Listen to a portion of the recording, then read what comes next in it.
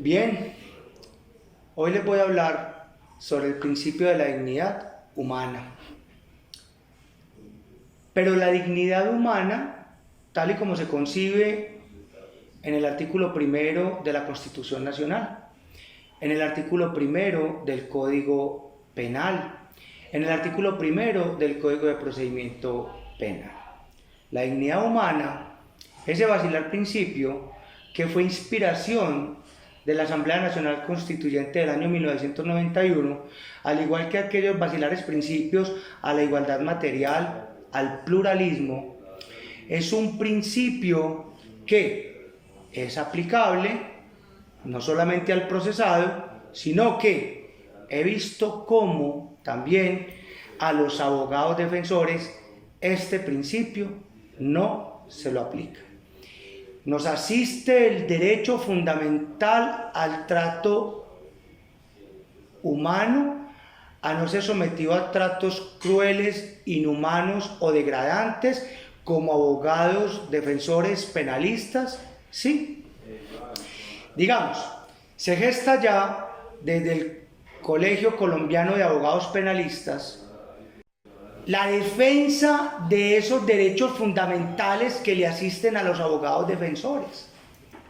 Y hoy traigo a colación este tema porque, en parte y en gran medida, estos fundamentales derechos, hoy, a quien defiende causas, no se le respetan.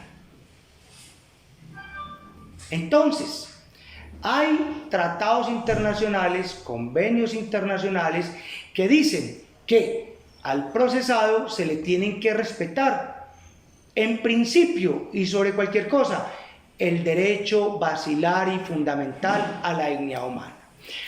Pero, con mucha tristeza, debo decirlo, no en todos, más bien digo que en muy pocos jueces, al abogado se le trata violentándole su fundamental derecho a la dignidad humana. He visto cómo en las intervenciones de algunos abogados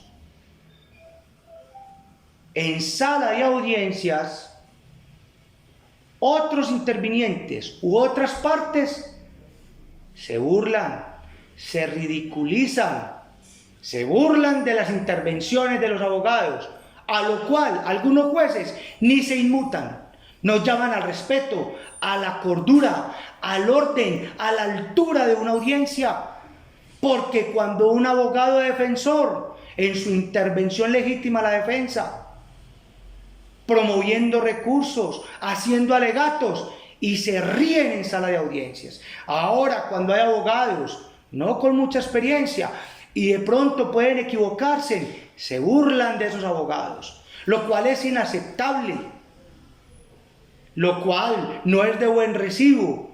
¿Y quién más que el propio juez, quien tiene la toga, llamar a la orden y reconvenir a un fiscal, a un ministerio público? Tenga la bondad y respete al abogado que interviene, porque aquí nadie se las sabe todas.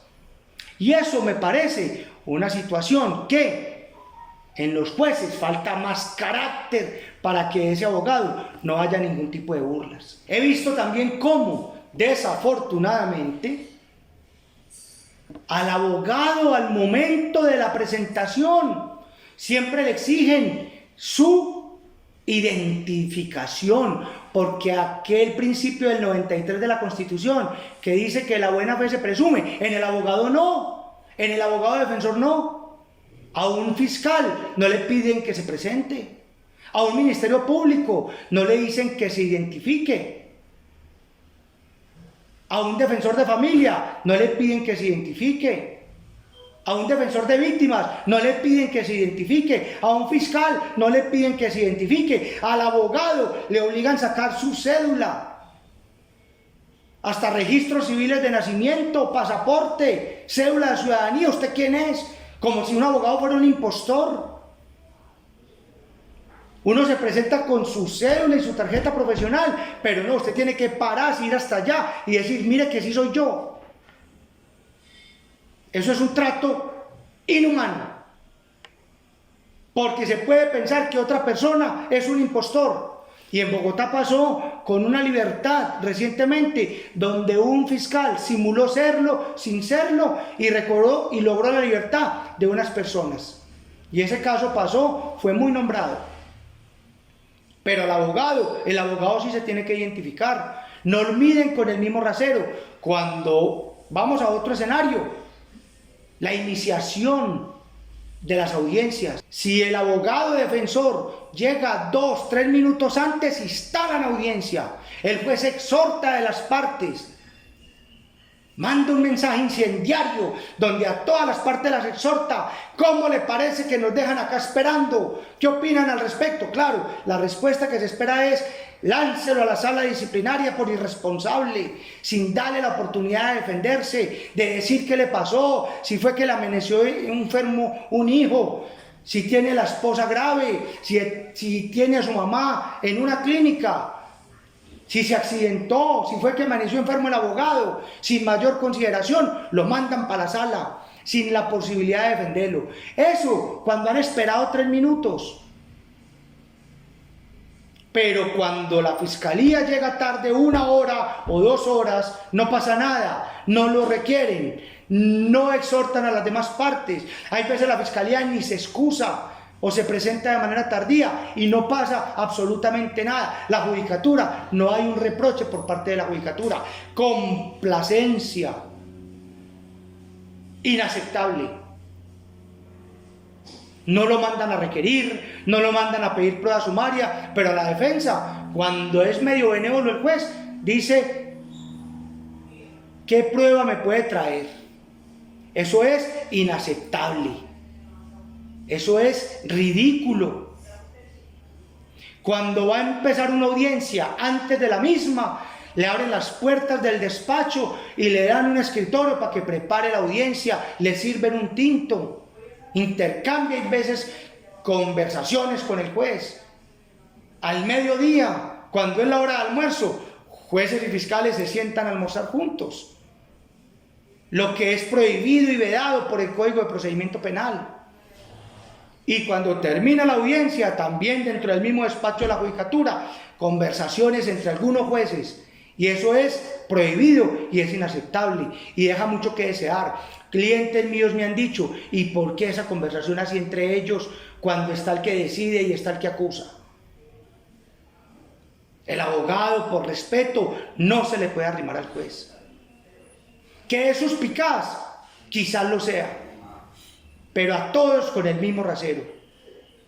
Cuando un abogado va al despacho fiscal a recoger un traslado, a ofrecer un interrogatorio, a ofrecer cualquier tipo de diligencia, te hacen identificar quién sos, a qué venís, exhiba sus documentos, deje su celular, quítase los zapatos.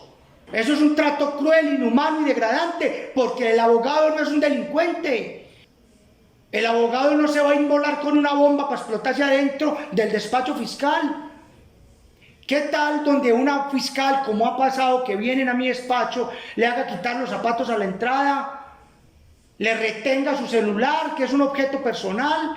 ¿Por qué? Es un funcionario público, merece respeto, pero los abogados también merecen respeto. Y esa situación no pasa.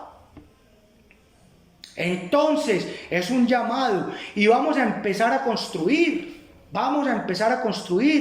porque desde el Colegio Colombiano de Abogados Penalistas de Colombia, capítulo Antioquia, Comité de Defensa, vamos a empezar a equilibrar las cargas, porque no vamos a permitir que los abogados defensores sean las cenicientas del proceso penal. Y no siempre que se frustre una audiencia es por causas imputables al abogado de la defensa.